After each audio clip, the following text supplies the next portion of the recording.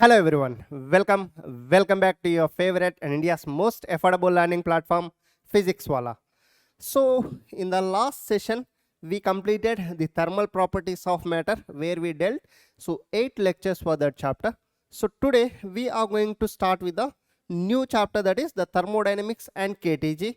So I don't want to deal them as a separate chapters, so I'll deal them combinedly. So total 7 to 8 lectures I'll allot for the thermodynamics and KTG. We'll study each topic in detail. Okay, chalo. So today the lecture number 1 of the thermodynamics and KTG. So where we are going to focus on the zeroth law of thermodynamics, so the law of equipartition energy, and one more thing. So let's write the internal energy. So this is also very important. So this is the internal energy is the third one. So these are our 3 objectives for today's session. Okay, as usual, I just need your attention for the next 1 hour, guys. Just be with me, avoid all the disturbances around you, and at the end of the lecture, it's very important to prepare your own short notes. And the competitive examinations are around, so the students who are appearing for the JEE 2024, so you guys have to speed up your preparation. So complete the backlogs, attempt the previous year questions, so do attempt a mock test and analyze yourself from time to time, and so change your preparation strategy. So these are all the things you should do. So this should be a routine for you guys. Okay, so don't waste time at this point of peak time, so because the every minute counts from now. Okay, so Diwali, Dasara, or some other festival, so our World Cup, so these all things you can enjoy later also. These will come in the future, but once this time has gone, so you will regret. Okay, so why I have not prepared at that time? Okay, so don't regret in the future. So for that you have to work hard now and utilize your time properly. Okay guys, chal. So with very high positive energy, let's get into the today's topic. So the first 10 minutes, 15 minutes, it's going to be a theory part. Just bear with me, then we'll go for the numericals. Chalo. So the thermal equilibrium, so you already know from the chemistry and physics part as well. So when all macroscopic properties like pressure, volume, temperature, mass, number of moles are constant and do not change with the time. See, the thermodynamics actually deals with the macroscopic properties, and the kinetic theory of gases, it deals with the microscopic properties. So the macroscopic properties like pressure, volume, temperature, time, and mass, number of moles, all these, not time, so temperature, number of moles, so all these are constant and they do not change with the time. So then the object is said to be in thermal equilibrium.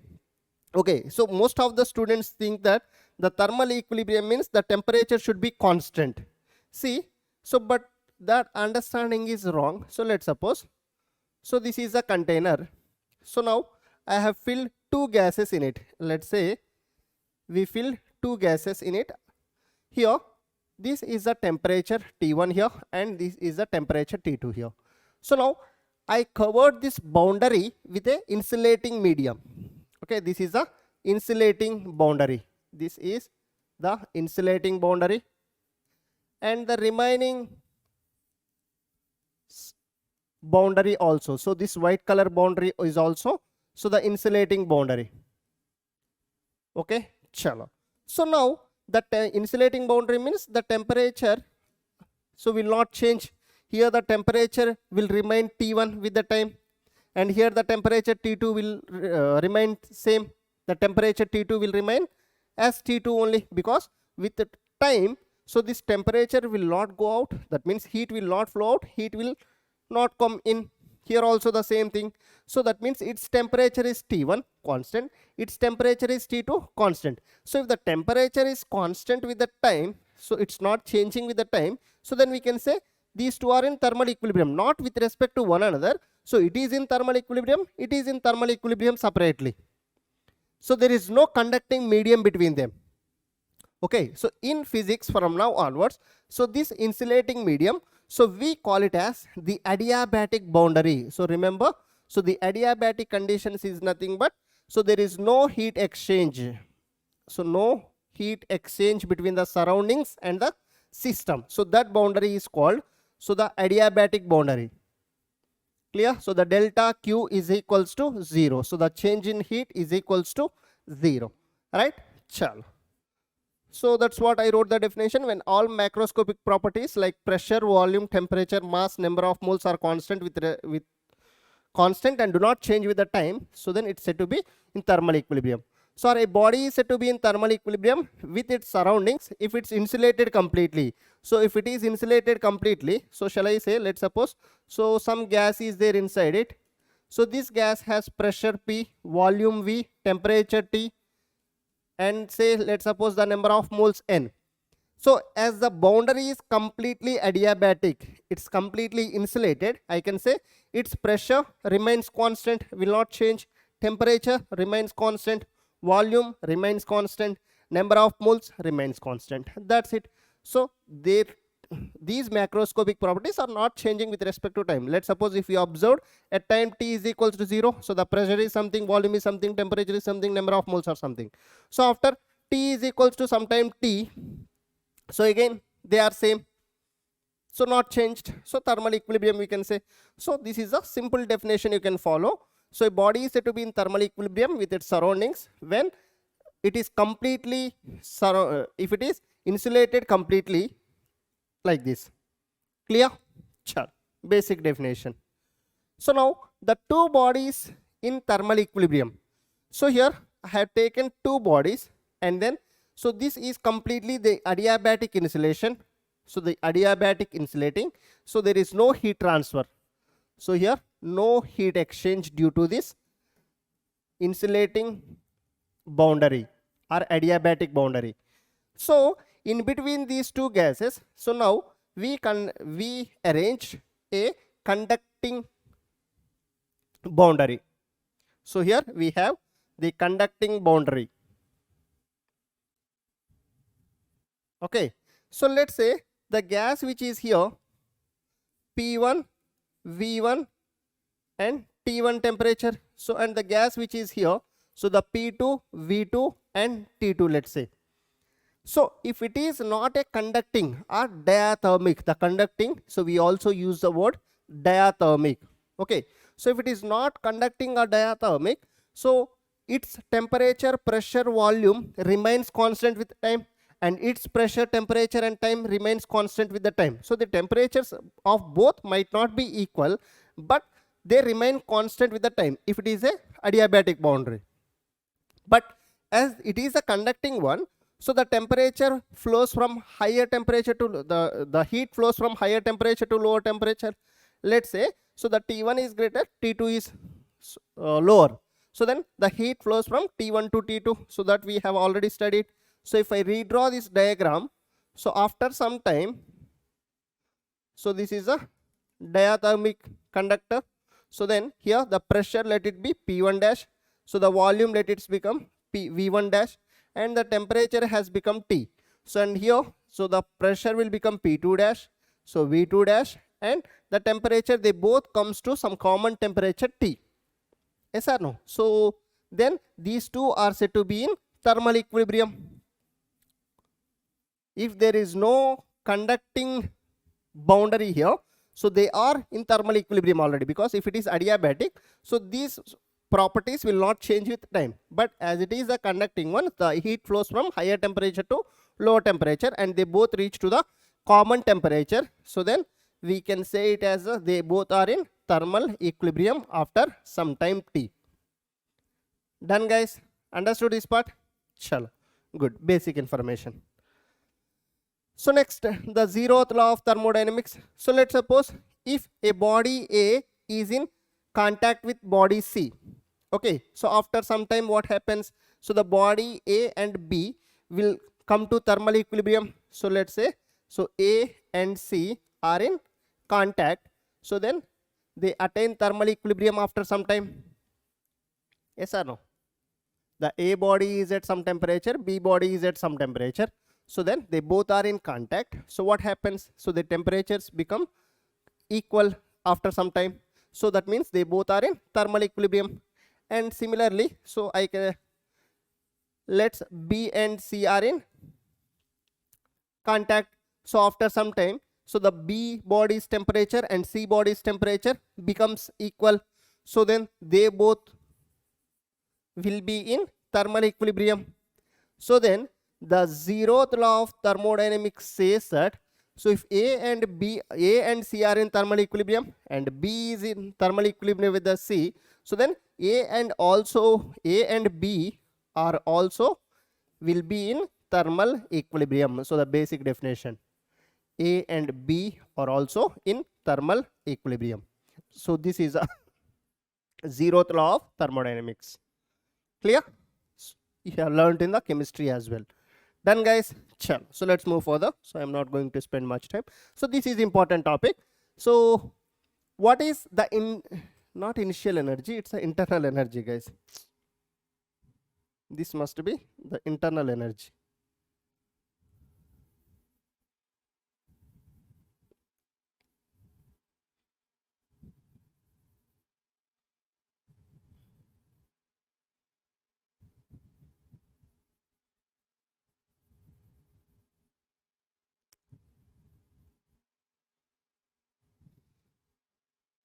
So it's a internal.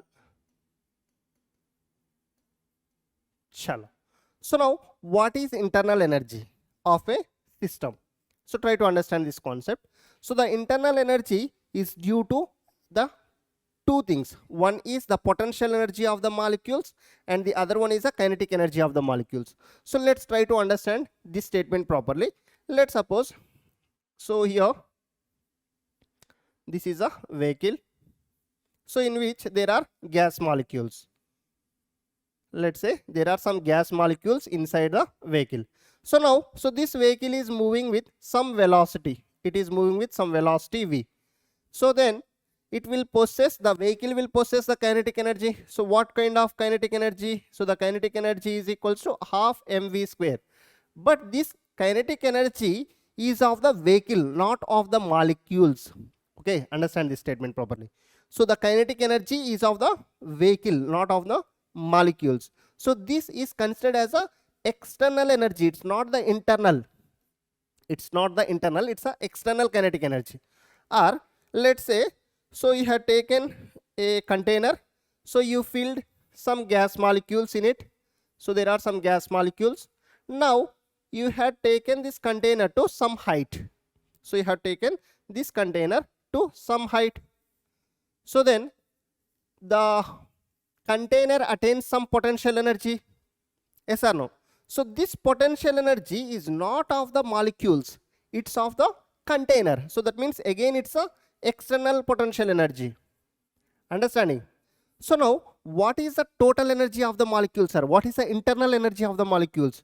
So the internal energy is equals to potential energy of the molecule. So how the molecules gain the potential energy? So whenever there is a force of attraction between the molecules, if there are force of attraction between the molecules, so then that potential energy is called the internal potential energy of the molecules. So it's due to the intermolecular forces of attraction. Understood? And so the kinetic energy of the molecules, let's suppose, so the car is going and the molecules are vibrating inside the vehicle. Okay, so if they move about or if they vibrate about their mean position, so they have some vibrational kinetic energy. Yes or no? So that vibrational kinetic energy or motion, if the molecules are moving from one place to one place, so they possess the kinetic energy. So due to motion of the molecules, so they possess some kinetic energy. That's the kinetic energy of the molecule. So overall you have to understand, so the internal energy which is denoted with U, it is a kinetic potential energy of molecules plus the kinetic energy of molecules. So the potential energy of the molecules plus the kinetic energy of molecules. Understood now? Yes. And one more important thing, guys. So for the ideal gas, so I guess we have the slide for that. Yeah. So for the ideal gas at rest, so you have studied it in the chemistry as well. For an ideal gas, so there will be no intermolecular forces of attraction, right? So for an ideal gas, So for an ideal gas, so the intermolecular forces of attraction are absent. The intermolecular forces of attraction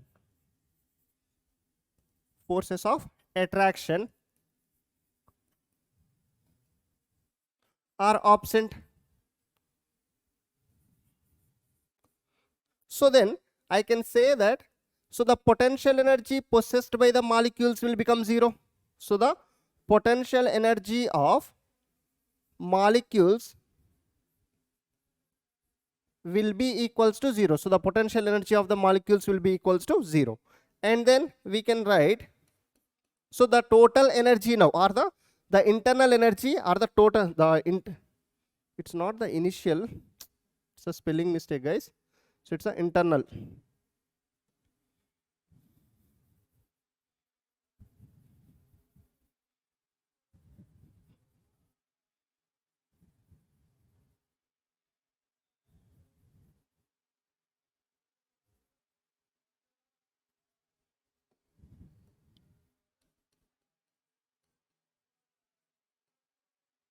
It's a internal energy of the molecules. So the total energy will be equals to, so the internal energy, which is equals to the kinetic energy of the molecules, because the potential energy of the molecules is absent. So I can write, so the internal energy is equals to, so the kinetic energy of molecules only, right? So this internal energy is nothing but the total energy. So this internal energy is nothing but the total energy. So most of the questions we consider the ideal gas only.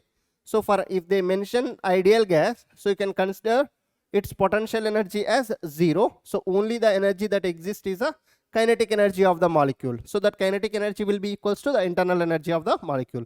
So the internal energy we generally represent it with U. Okay, chalo. So let me write here.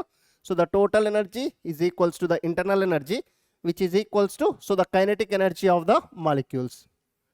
Done? Understood this part, everyone? Chalo. So let's move further. So now the important concept, that is the degrees of freedom.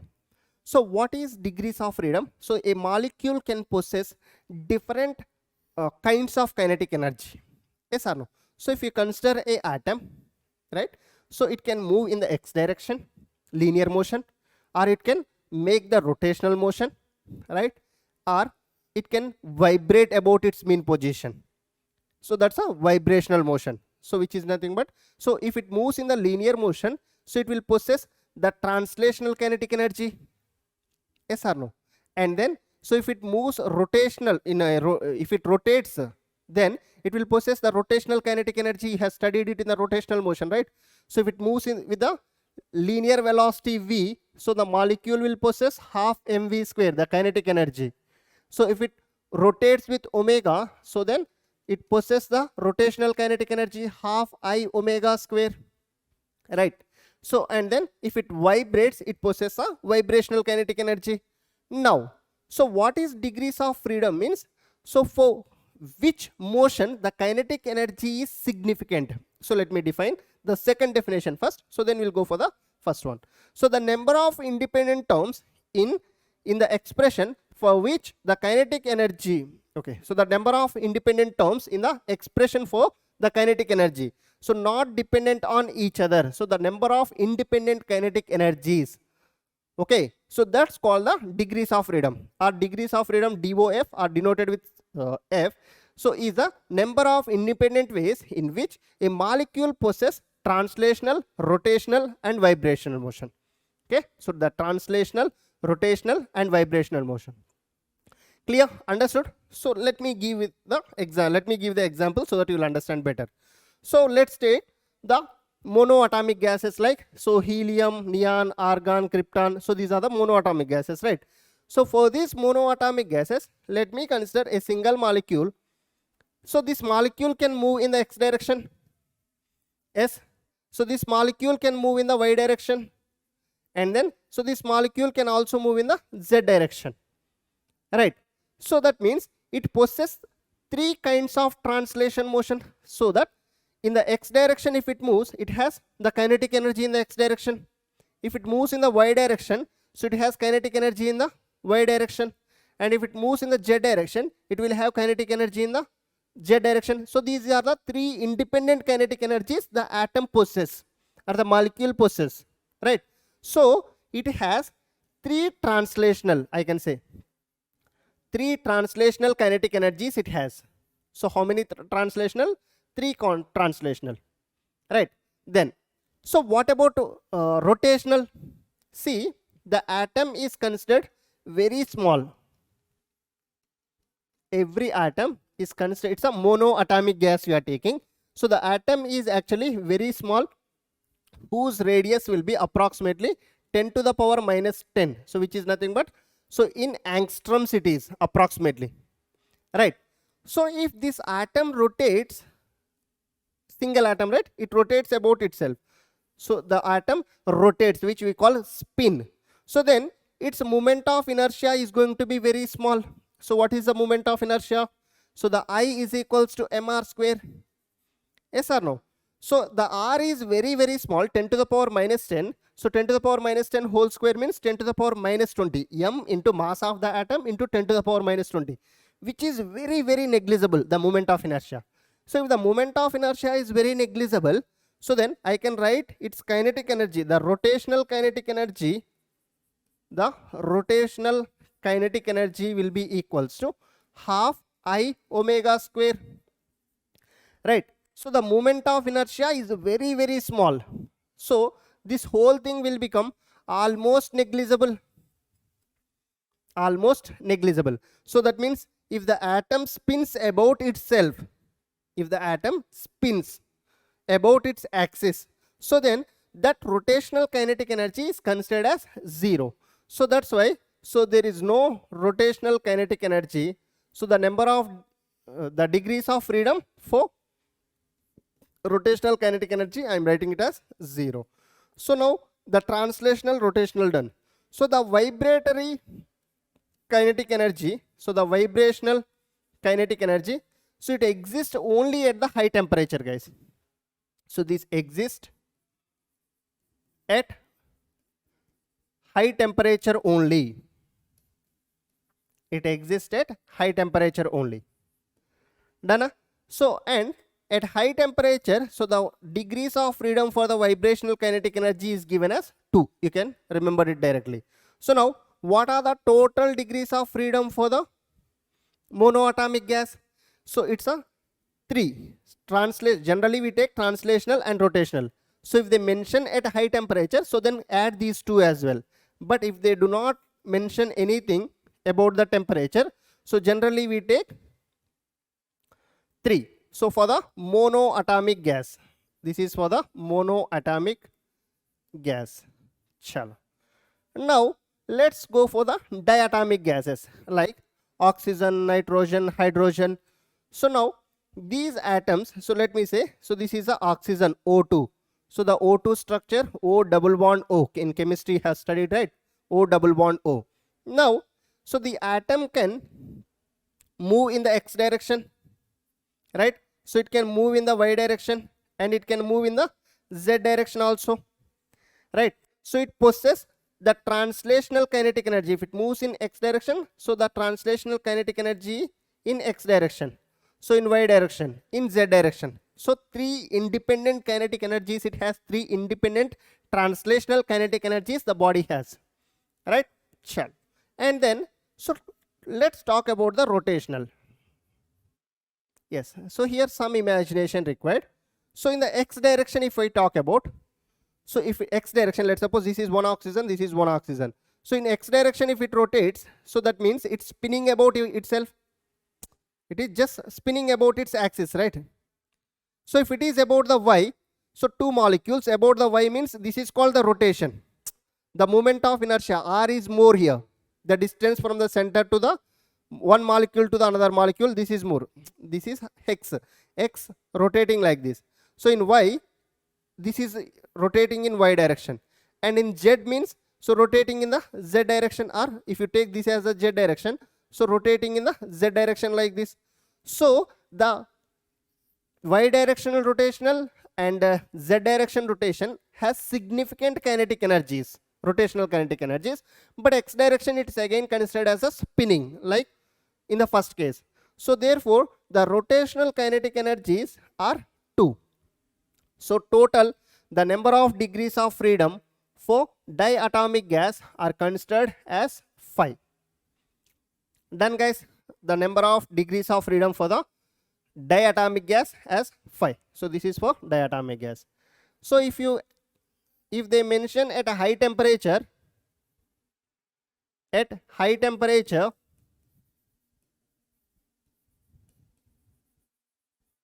so you can write the degrees of freedom, vibrational degrees of freedom also will add, so which will become 5 plus 2, so total 7. So here also at high temperature, so 3 plus 2, 7. Okay now, for monoatomic gas. For diatomic gas, 7 at the high temperature. Otherwise, so at room temperature you can take 5.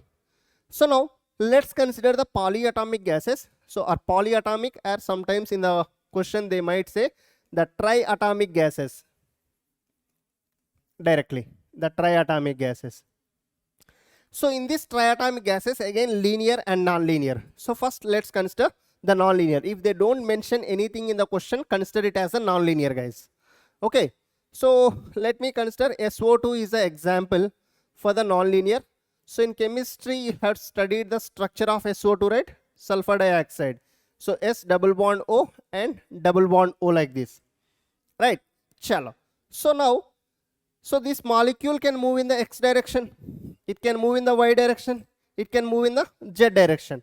So that means, so it possesses the translational, 3 translational kinetic energies. If it moves in the X, so 3 X directional kinetic energy, so Y and then Z. So translational 3, and then rotational.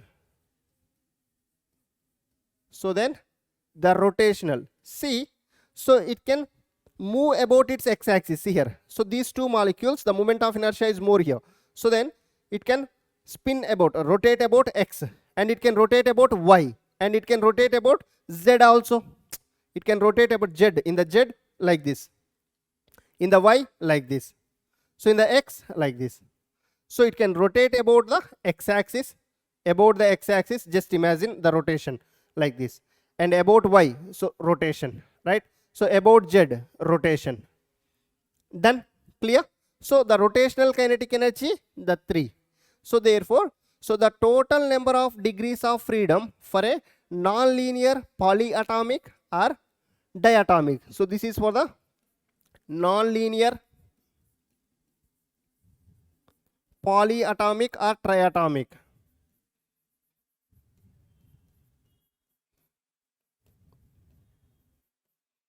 Triatomic gas. Done? So at high temperature you can add more too. So I'll write here at high temperature, so the degrees of freedom will become, so 6 plus 2, which is equals to 8. Done? Chal.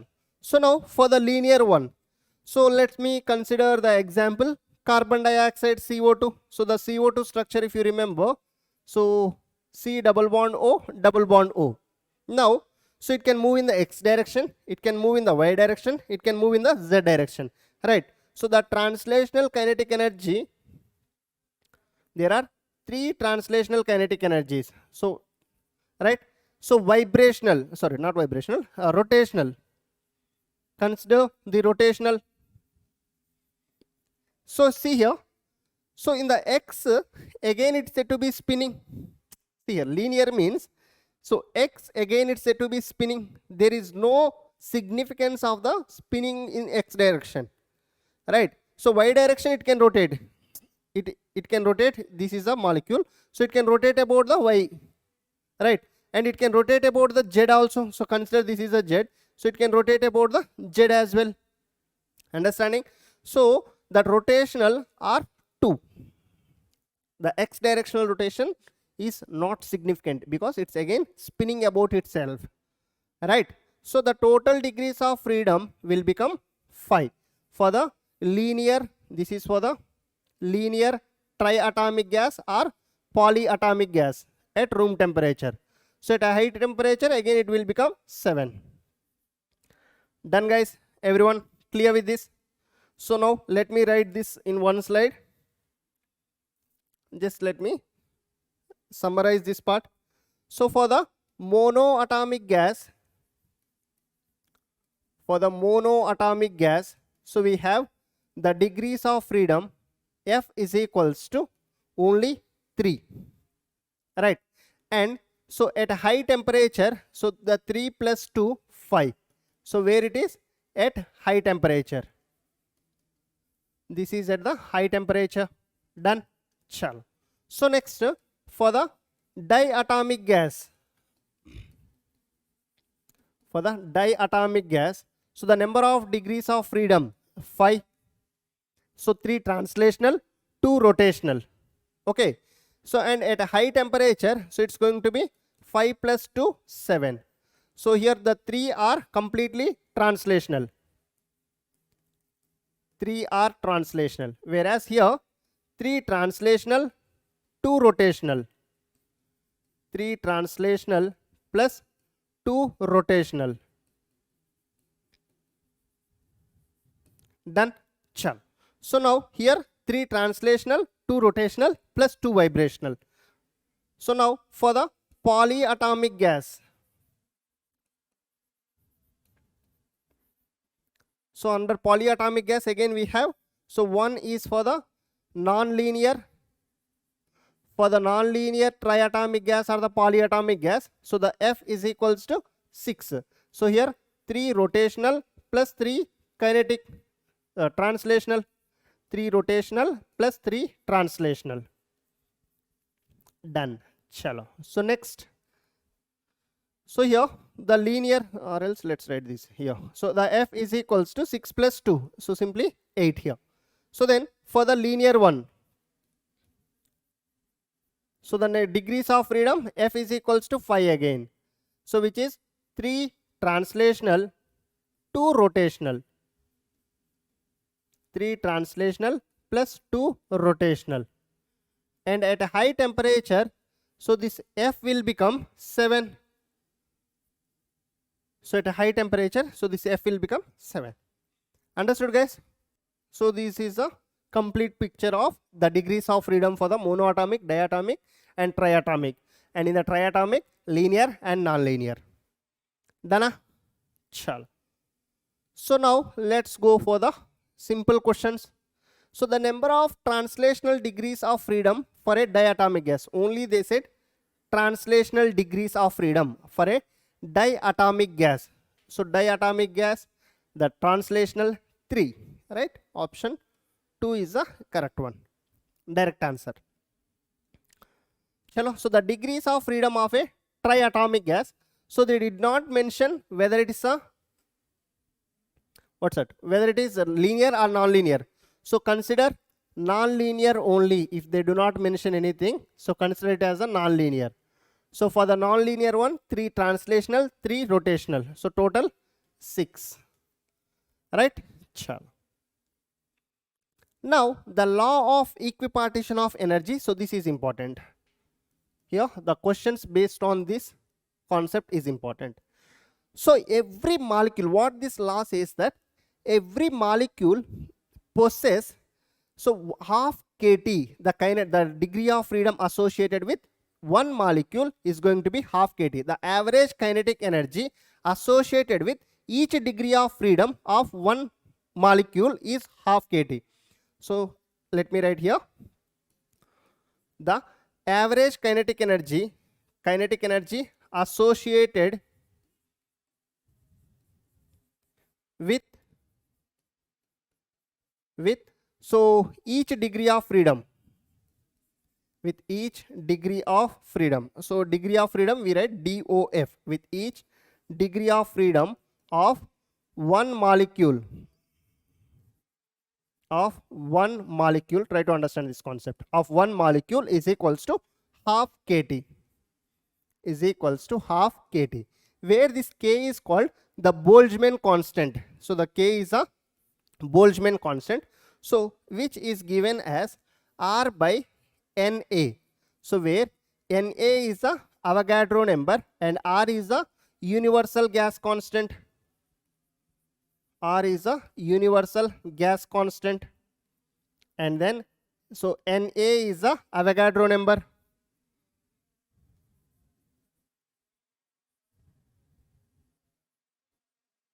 Avogadro's number, right? Chalo. Done. So where temperature should be taken in Kelvin, guys. So you should mention the temperature in the Kelvin. So now what is the kinetic energy associated with some n degrees of freedom? If there are some n degrees of freedom, so then half n kT. Understanding? So let's move further. So do we have questions? Yes. So before that, let's go for some calculations. So the kinetic energy of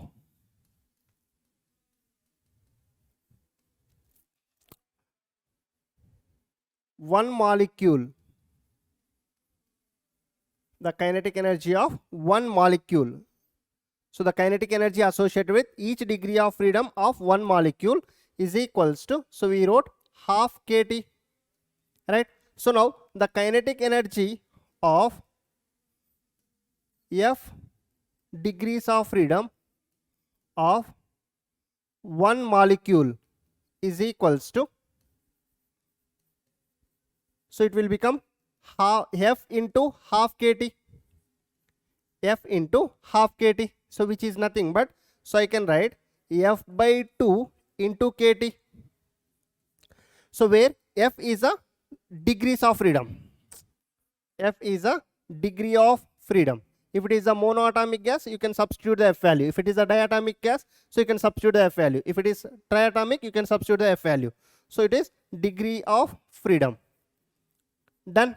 So this is for kinetic energy of F degree of freedom of one molecule. So now what if I say, so the kinetic energy of n mole of moles in terms of moles, what is the kinetic energy of n moles of one molecule? Try to understand the concept, some chemistry concepts. So the mole concept, you know, right? So it is nothing but you just have to multiply it with the Avogadro number Na into, so what's the, for one molecule we have got F by 2 into kT, right? So let me do one thing here. So Na into, so F by 2 into, in place of K I am writing R by Na into the T. So Na gets cancelled, so I can write F by 2 RT. So this is a kinetic energy of, so n moles of one molecule. So the kinetic energy of n moles of one molecule. Clear? Chalo, note this down. Everyone, note that part.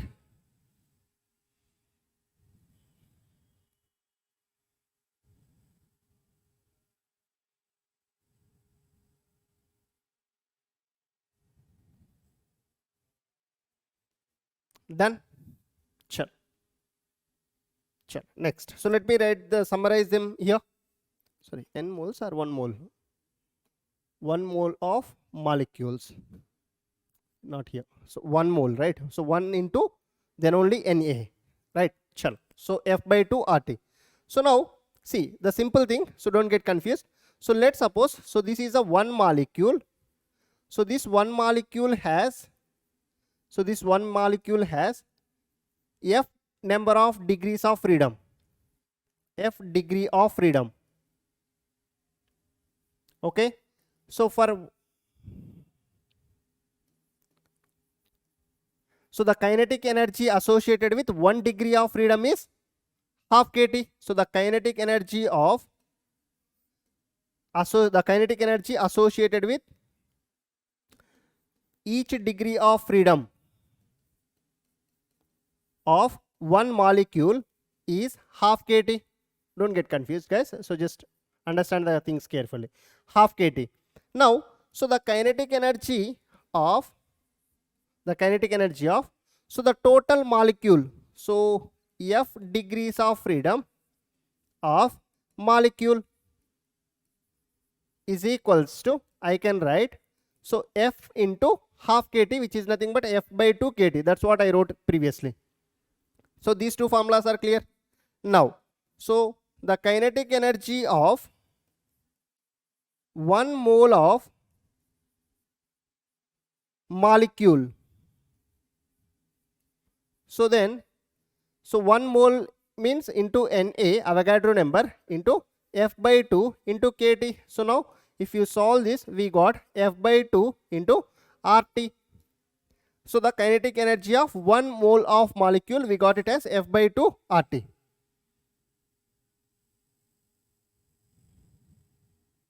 Done. So now what if n moles? Done. Just write them at one place. So then, so the kinetic energy of n moles of molecule is equals to, so shall I write, so n into, so F by 2 RT, n into F by 2 RT, that's it. So F by 2 n RT. Done. Chal. So and if they ask in the question, if it is the ideal gas, we consider this is for the ideal gas conditions, right? So then, so for the ideal gas, the total energy will be equals to, the total energy will be equals to the internal energy. The total energy will be equals to the internal energy. So which is equals to, what's the internal energy is also equals to, so the total kinetic energy of the molecules. The kinetic energy of the molecules. So if they ask you to find what is the total kinetic energy or the total internal energy or the total energy, you can simply take it as a total kinetic energy of the molecules. So what's that? The total energy, let me write this way. So the total energy TE is equals to, so internal energy is equals to, so the kinetic energy. This is for the ideal gas only. Done guys? Clear everyone? Sure. So just note these formulas first. So let's note these formulas. So then we'll go for the questions. So a polyatomic gas with n degrees of freedom has a mean energy per molecule is given by mean energy per molecule. So the total energy, average energy per molecule. So per molecule is given by, so F by 2 kT, right? So how many degrees of freedom? So n degrees of freedom. So in place of F, n by 2 kT. So n by 2 kT. Option 3 is the correct one. Done. Clear? Sure. So then, so at 0 degree Kelvin, at 0 Kelvin, so which of the following properties of gas will be 0? So obviously the kinetic energy is equals to, it depends on the absolute temperature, right? So the kinetic energy is equals to F by 2 into kT. So it is depending on the temperature, right? So the temperature is 0, so the kinetic energy will become 0. Done? Chal. So for the, find the kinetic energy of 4 molecules of N2 at 27 degrees centigrade. So number of moles are given and then N2 is given, so and then 27 degrees. N2 is a diatomic. So for the diatomic, they did not mention about the temperature. So you can consider the normal temperature. So, see, mentioned, right? Sorry. So room temperature only 27 degrees. So you can consider the degrees of freedom as 5 and the number of moles N as 4. Number of moles N as 4. And then what else they gave? So we have to find the kinetic energy. So the kinetic energy is equals to, so N into F by 2 RT, right? So here N, so 4 into, so the degrees of freedom 5 by 2 into, so options are in terms of R only, let R be R only. So T is, it is in degree centigrade converted to Kelvin guys. So 27 plus 273 which is 300 Kelvin. So 2 ones are 2, 2s are, so 10, so 10 into 300 which is 3000 R. So the 3000 R, option 4 is the correct one guys. Done? Clear everyone? Chal, good. Next. So find the kinetic energy of 3.2 grams O2 at temperature T Kelvin. Okay, temperature T or let them be same. So then you have to find the kinetic energy of 3.2 gram. So that means mass is given. See, we know that, so the kinetic energy of the n moles of molecule is equals to F by 2 into nRT. F by 2 into nRT. So it is O2. So F, you know. What is the F? 5. Right? So then how do you find the N here? So the N is nothing but mass by molar mass.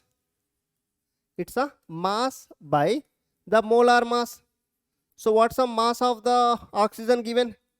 3.2 grams by, so molar mass of the oxygen, you know, 32. So then I can write this as, so this is 1 time, this is 10 time. So N is 1 by 10. So substitute F is 5 by 2. N is 1 by 10 into R, let it be, T, let it be. So here 5 ones are 5, 2s are, right? So 1 by 4 RT. So this is 1 by 4 RT. So the option 2 is the correct one, guys. Done? Clear? Sure. So next. So the next question, try this on your own. A gas mixture consists of 2 moles of O2 and 4 moles of argon. See here, O2 is a diatomic and then argon is a monoatomic. Right? This basic information you have to identify first. Then, so at temperature T Kelvin. So neglecting all vibrational modes, which means there is no high temperature. So the total internal energy. So the first thing is the total internal energy is equals to the total kinetic energy. The total internal energy is equals to, so the total kinetic energy, the kinetic energy of argon, O2 plus the kinetic energy of the O2 plus, so the kinetic energy of argon molecule. Right? So how do you find? So 2 moles of oxygen. So 2 moles of oxygen means, let me write the formula first. F by 2 nRT. So here F by 2 nRT for the oxygen and then F by 2 nRT for the argon. Chalo, so now substitute the values. Don't write 2 F by 2 nRT. This degree of freedom and this degree of freedom and number of moles RT, they are RT, okay, fine, but these are different, right? So 2 moles, here they clearly mentioned oxygen for F is first 5 by 2. So N is 2 into RT, let it be, the options are in RT only, let it be RT. Plus here argon, the degrees of freedom 3 by 2. So number of moles 4 into RT. So then I can write, so 2 ones are 2 2s are, so here 2 2 cancel. So this is 5 RT plus, so this is 6 RT, so which is nothing but 11 RT. So the final answer should be 11 RT. Option 4 is the correct one, guys. Clear? Chalo. So find the change in internal energy of 1.5 gram N2 gas when it is heated from 27 degrees centigrade to 127 degrees centigrade. See here. So the change in internal energy. What is change in internal energy? See here. Try to understand the concept. The change in internal energy delta U is equals to, so the delta KE, the change in kinetic energy. Yes or no? So now what is the change in kinetic energy of a particular gas? It is, if it is given, degrees of freedom for a particular gas constant NR. So let's say it is initially at temperature T1 and then, so it is at some temperature T2 after some time. So NR T2. NR T2. So then I can write, so F by 2 into NR, if you take it out, let's write final minus initial better. So final minus initial. So which is nothing, that's the change, right? T2 minus T1. So here T2 minus T1. That's it. So the delta U will be equals to, I can write F by 2 NR delta T. So if they ask what is the total change in the energy or total change in internal energy, use this formula from now. Okay, so you can use this in this question. So we can write the delta U is equals to F by 2 into NR. The delta T is nothing but T2 minus T1. So substitute the values. So what do we get? So the N2 gas, so 5 degrees of freedom by 2. So into mass is given. So mass by molar mass I am writing. So 1.5 by, so nitrogen, right, N2, so which is nothing but 14,428, right? So into R. So let's write R value only. So into the T2 minus T1. So it's going to be 127 minus 27. So which comes out to be 100. So you guys can do these calculations. 5 by 2 into 1.5 by 28 into R into 100. So that's it. So these, understand the concept first. They asked what is the change in internal energy. So the change in internal energy is equals to the change in kinetic energy. So for a given molecule, so the degrees of freedom constant, number of moles constant, R constant, 2 constant. So the temperature is changing. As it is heated, its internal energy changes. So that's why the temperature depends on the temperature difference. Done? Clear? Can you guys take that as a homework? Chalo, next.